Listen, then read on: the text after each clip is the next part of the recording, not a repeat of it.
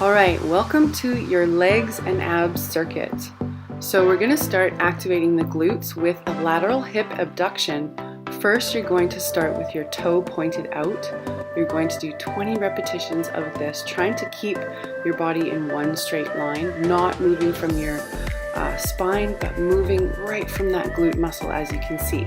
Once you do 20 with your toe pointed out, you're going to point your toe in, as I'm demonstrating here, and do another 20 on that leg, shake it out, and then do the other side.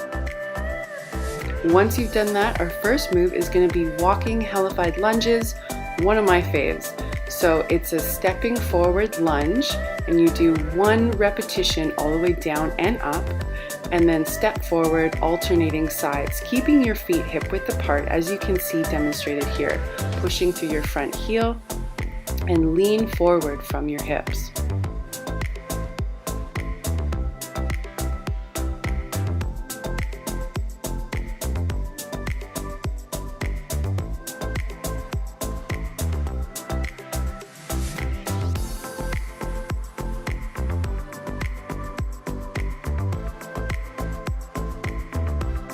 Alright, and if you're at home or if you don't have the space to do that, you can do an alternating Hellified lunge, stepping forward or backwards, alternating. So if you have knee issues, try stepping backwards, but forwards is a little bit more power on that push. And then right after that move, we're going to go into a walking plank with a straight leg hop, activating the core, the transverse abdominis, which flattens out the stomach, and really try and move on your exhale. So for this one, if you have shoulder issues, just be really mindful and see what your body can do. There are 2 modifications I have included here as well.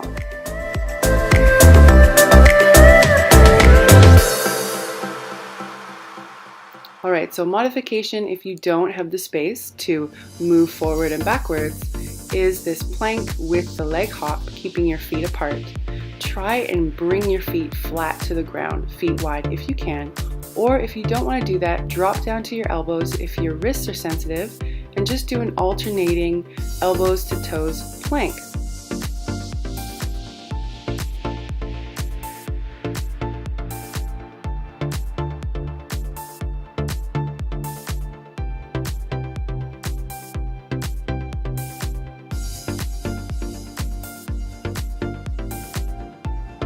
And next up in our circuit, single leg hip bridge with your shoulders elevated. Now when I did this, I was amazed that I could only do 5 or 6 reps on one side. So what you could do is do 5 or 6 reps on one side and then switch. I found that if I was going to do this in the gym, that's what I would do. Or you can try and push your body and do all those reps on the one side and then switch to the other leg. Now, for those ladies who don't have that lower body strength, just do the regular hip bridge, and you can support your head or load your hips with the weight on your hips as well. So make sure to listen to your body. Don't compare yourself to me. Stay tuned into your body and its process and its journey. All right, and then the next move, reverse crunch on the bench, or you can do this on the floor as well. This is about a moderate level right here. As you extend your legs out, you want to make sure that your low back stays pushing in. This is a beginner modification right here, just a reverse crunch, lowering and lifting the hips off the ground or the bench, lightly supporting with your hands. And then a more advanced modification, legs straight, going down as far as you can, making sure that you're contracting through your core, pushing your low back into the bench or the ground.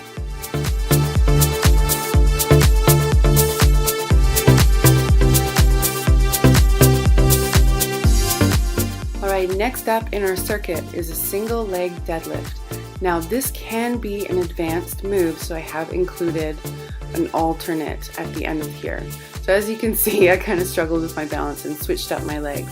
So you want to lift your back leg up as you hinge from your hips forward, keeping your front leg slightly bent.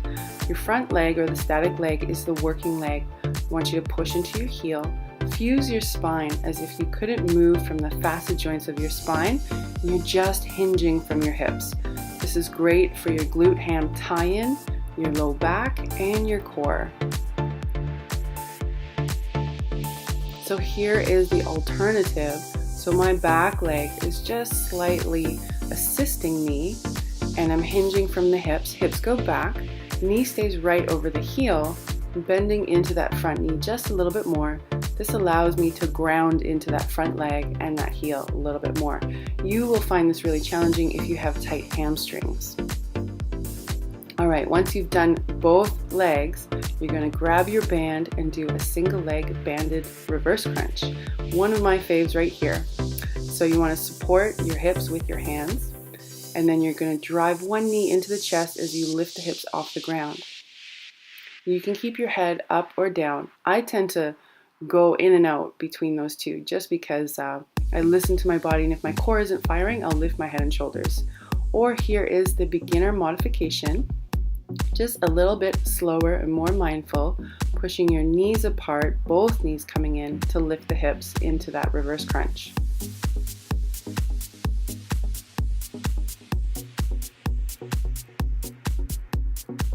And then the next move in our circuit is a single leg squat on the bench or chair. Now for me, because I don't really want to build my legs and my legs already have a good amount of muscle, I wouldn't use any weight here. So you can load the weight or not. These are really challenging even with no weight. So do one and see how you feel, or grab like a 10 or 20 pounds for those intermediate or advanced ladies there. If you're beginner, here is the modification. See my other foot, the toe is just on the ground. I switched it up so you can see better. And once again, that allows me to ground and push into that heel of the working leg, hinging from those hips. It's all about the hip hinge. And then right into a banana rock, one of my favorites. This is a gymnastics move. You sort of roll on your spine, slowly one vertebrae at a time, squeezing and contracting your whole body. It is very challenging, and you have to squeeze your head with your upper arm bones. That is the challenge. You don't want to bring your arms in front of your head, squeezing your knees together and really using your exhale as you rock up and down with control. And this is an easier alternative if you don't want to do that and you feel it in your low back. Just reach through your legs, reach around your legs, and focus on the reach, and that will really help to isolate your rectus abdominis, which is your six-pack muscle.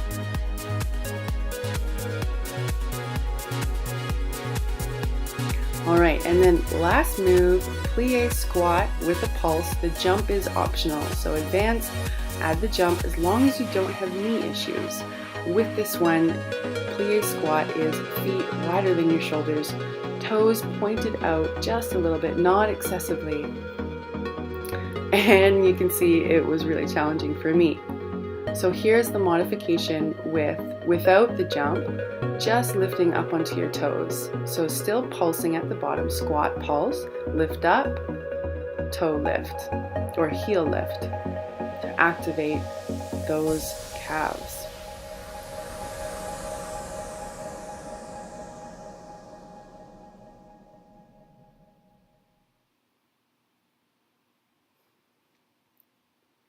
All right, and that is your circuit. So you're going to go through the whole thing and then repeat it as many times according to your fitness level.